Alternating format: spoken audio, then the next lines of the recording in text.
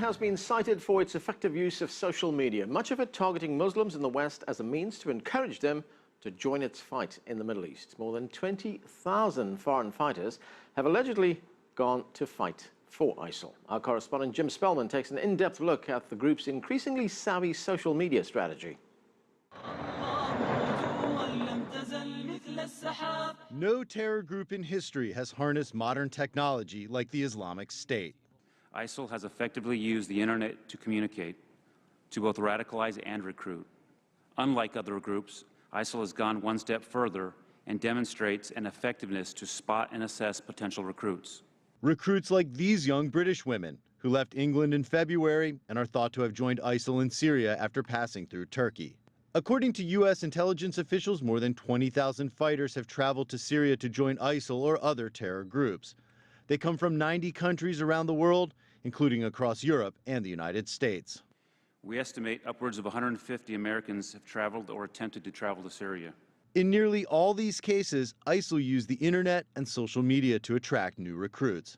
ISIL publishes slick online magazines and horrific videos shared through sites like Twitter and Facebook, encouraging sympathizers to join the fight in the Middle East or launch attacks in their home countries.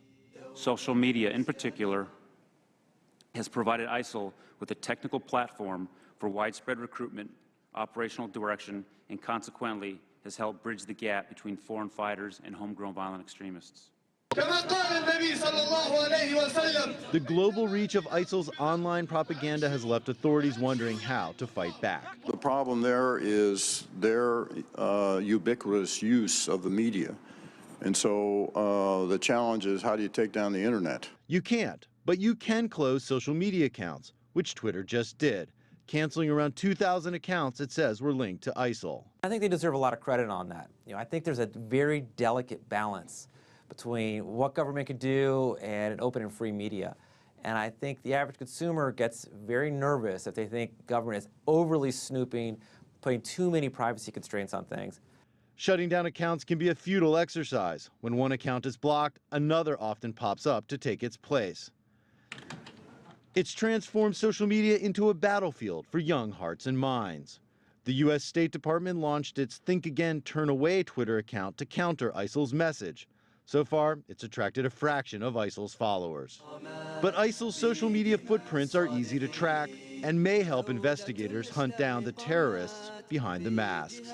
I think ISIS is using them as a great propaganda, great recruitment tool, but the more they're on them, the easier it is to create the breadcrumbs to bring us back to them. So for them, I think they're going to see a sort of a law of diminishing returns potentially. Authorities have been able to stop some people from traveling overseas, in part by monitoring their social media communications. But any investigative advantage that authorities may get by monitoring those online communications likely outweighed by the steady flow of foreign fighters and the sheer volume of propaganda available online just a click away. Jim Spellman, CCTV, Washington.